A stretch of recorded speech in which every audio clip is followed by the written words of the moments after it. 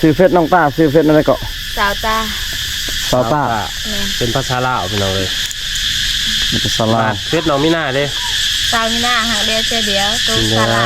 วภาษาลาวเนาะสาวมีหน้าหักเดียวใจเดียวเป็นภาษาลาวพี่น้องเลยเฟซน้องสาวสาวมจะใช้คือผู้บ่าวมาดินนี่ผู้บ่าวทั้งไหนเนี่ยมาดิน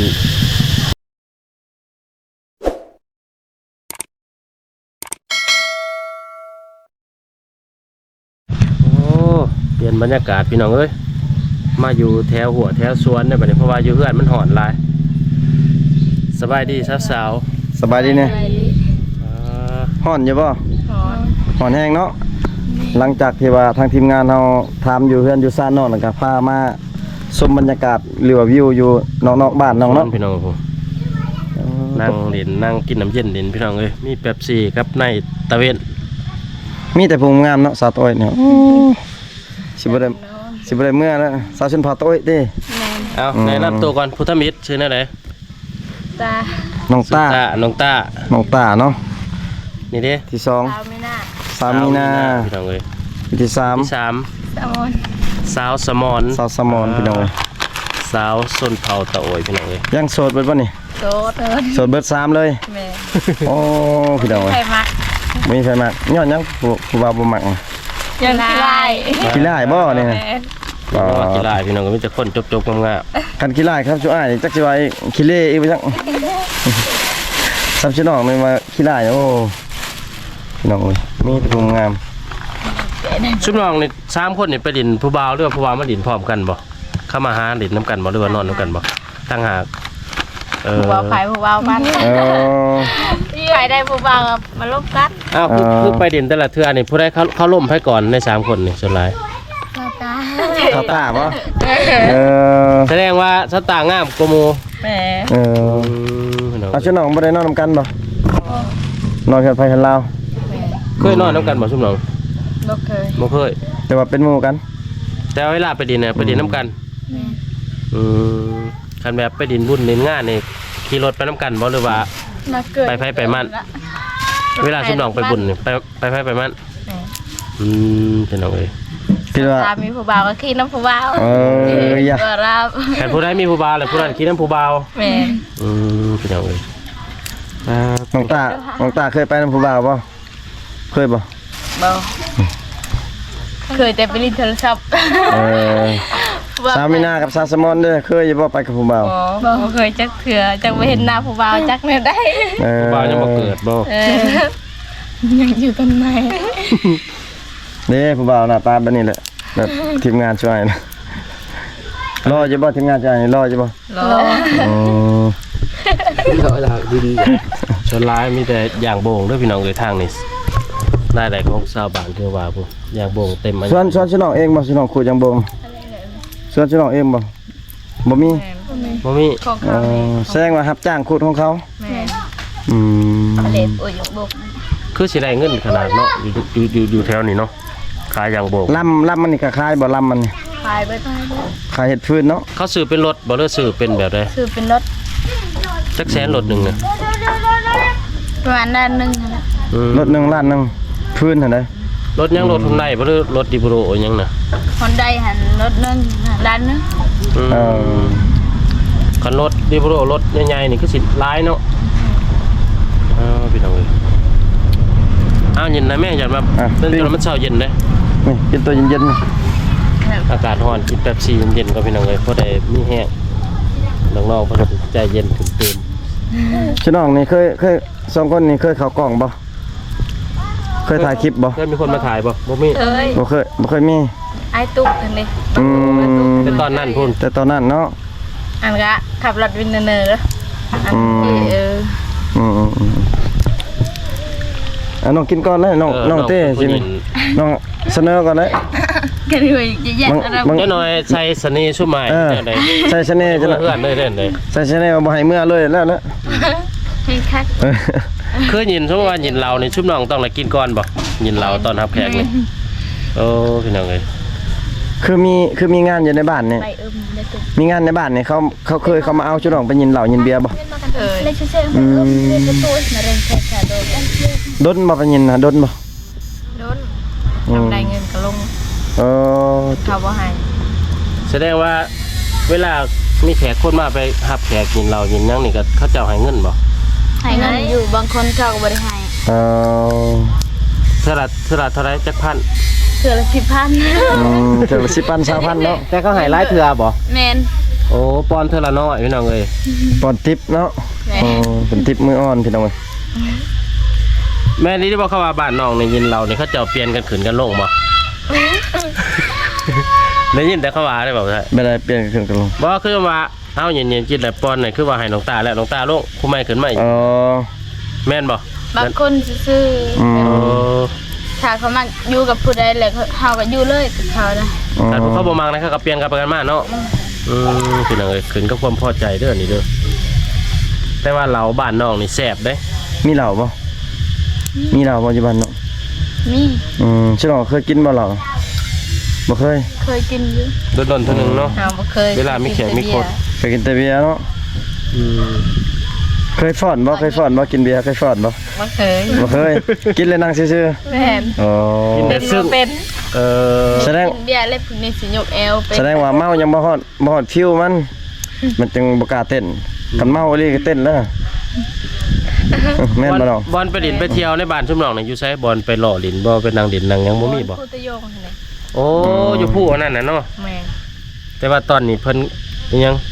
เพิ่น เพิ่นเฮ็ดเส้นทางพี่น้องเอ้ยก็ถือว่าไปนั่งบ่ได้แหละกันจนเมื่อเพิ่นแล้วเพิ่นน่าจะไปแล้วอืม เกือบไปหนักหัว มันก็มีจุดชมวิวอยู่เนาะบ่ได้เนาะ แม่น มาหัว คันแล้วแล้วคือสิงามพี่น้องเอ้ยไปนั่งดินนั่งหัวปุ๊กปุ๊กปุ๊กหยังอยู่ฮะ เวลาชิน้องไปหาอยู่หากินนี่ เคยไปนำกันบ่ชิน้องเคยไปบ่ เคย สอนเขียดสอนหยังเนาะ ผู้ใดหากินมันนี่นี่ บ่มี มานเบิดบ่ บ่มี เพราะแต่ได้กินเนาะมีไผมันกว่าไผ ไปนี่น้องบ่แม่นผู้นี้ก่อนบ่เราอยู่เบิ่งเราก่อนบ่ ให้เรากันก็ได้ เราก็จะเราสิน้อยใจเรา จนว่าเทนมาสิหน่อย เออ ใจ หักกัน จะเราสิรัดคิวอะรัดคิวเรา โอ้ยยังไง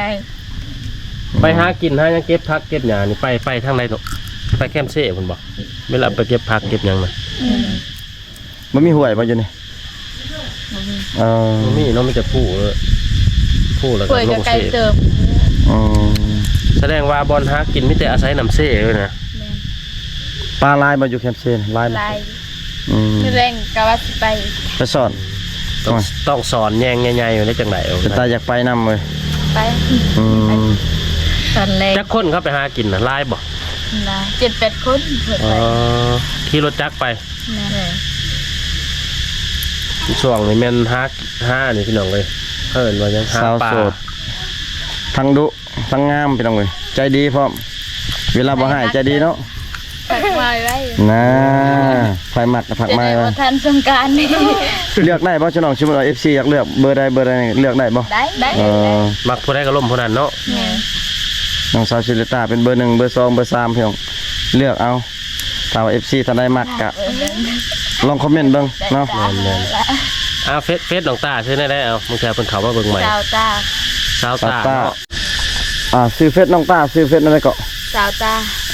สาวตา เป็นภาษาลาวพี่น้องเลย มันจะสลา เฟซน้องมีหน้าเด้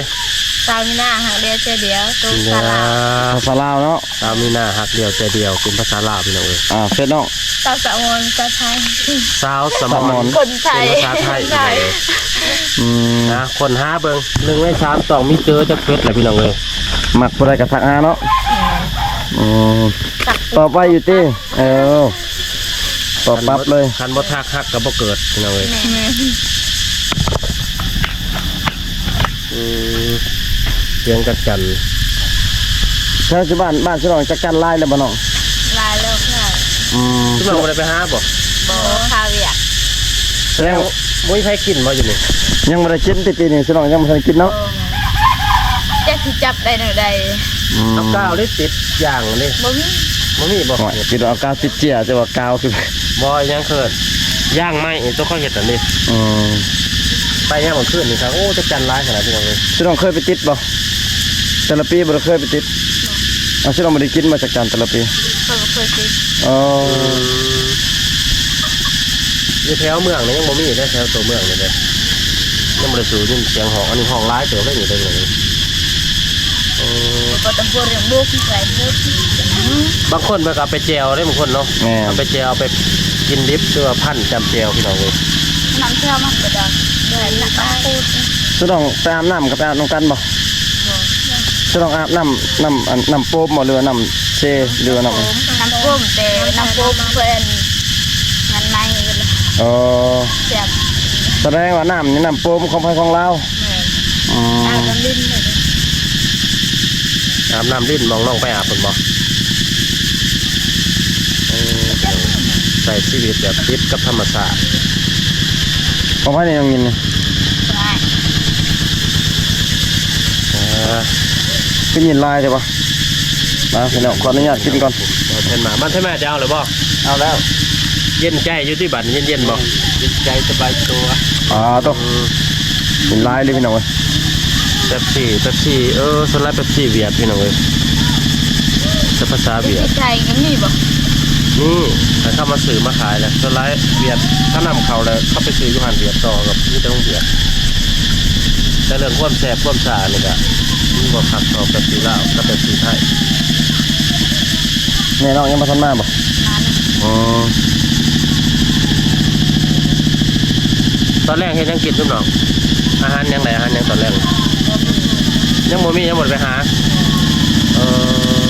ยังบ่ฮู้ว่าอาหารยัง โอ้โหไม่ได้ไปโซนมือแรงกินมาโซน จักโมงทุกน้องไปสอนไปหากินกันตอนแรกนี่ 6 โมงประมาณ10 โมงแล้วก็มา เพื่อไม่ให้กินข้าวอีก นอนดึก อันนี้แหละพี่น้องใส่ชีวิตที่ธรรมศาสตร์ดีๆเนาะ แม่นแสดงว่าไปหาตอนนี้ก็คือมาแล้วก็กินเลย ใจเลย น้องคนน้องเนาะ ตอนแรกคือต้องไปสอนน้ำกันบ่สอนน้ำกันบ่อ๋อ เป็นตะมวนเนาะ บริษัทผู้บ่าวไปนำบ่ ไม่งั้นไม่จะผู้หญิงหรือว่าไปหากินมีผู้ชายนะ นี่ใจบ้านตัวเองไป ต้องเชิญผู้ชายไปนำได้บางทีเห็นงูเห็นแง่บ่กล้าตีให้ผู้ชายตีให้ นั่นแหละว่ะไปแต่ผู้หญิงผู้หญิงก็บ่จะขับไปไหนมันไกล น้องกล้าบ่ตีงูนิดหน่อยนี่กล้าบ่ กล้า จันว่าบ่กล้าไปส่วนผู้ชายไปนำผู้หนึง โอ้เสียงจากจันอยากรบกวนนี่ด้วยพี่น้องเลยขอโทษขออภัยเพราะว่าออกมาล้างบ้านซุ่มน้องแล้วมันมีเสียงหนุกเสียงจากจันเลยเป็นฤดูกาลมันนะพี่น้องเลย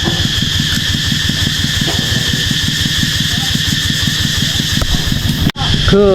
ผู้บ่าวมาดิดนี่ผู้บ่าวทั้งไรเนี่ยมาดิดซุ่มน้องมาหาซุ่มน้องรถมาดิดผู้สาวบ้านนี่ ทางตัวเอง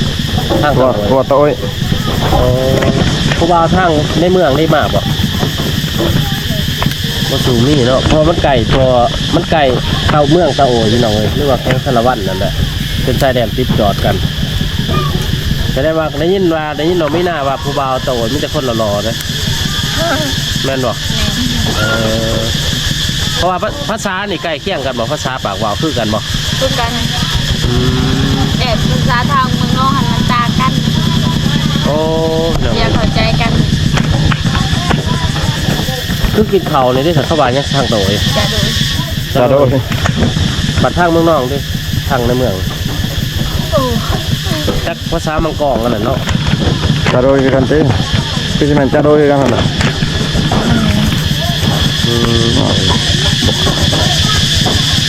เพราะว่าการส่วนร้ายกะคือคุณน้องกับฮู้เป็นฮู้ภาษาลาวภาษาไทยอยู่พี่น้องเอ้ยกันยังล่มกะคือสิง่ายกูอยู่ฮู้อยู่ที่คุณน้องแล้วภาษาไทยนะ ลบได้ติผู้บ่าวไทย บูภาษาไท บ่ ย ฮู้เลย เขาเขียนมานี่บ่ฮู้บ่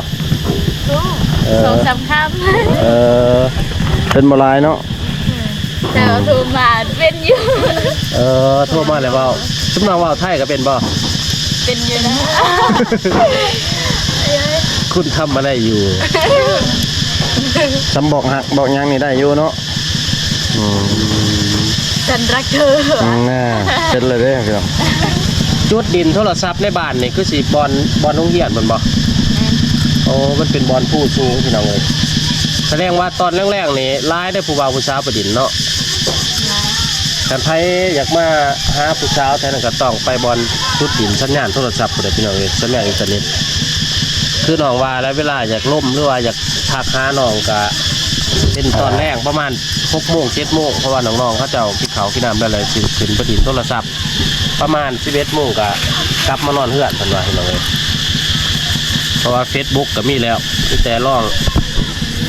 คนหาเบิ่งแล้วก็ทักหาเบิ่งพี่น้องเอ้ย ผู้ใดมักหักเนาะก็ทักหาเบิ่งน้องๆทั้ง3พี่น้องเว้ยสองทางติดต่อก็คือว่าไปหั่นล่ะพี่น้องเว้ยน้องเพิ่นว่าพร้อมตอบแชทเนาะ แม่น ทักมาก็ตอบไว้นะทักมาตอบไปเลยพี่น้องเอ้ยบ่จักเสียงจักจันบ่จักเสียงเขาเจ้าพี่น้องเอ้ยเสียงรถเขาเจ้าเฮ็ดเวียกเนาะพี่น้อง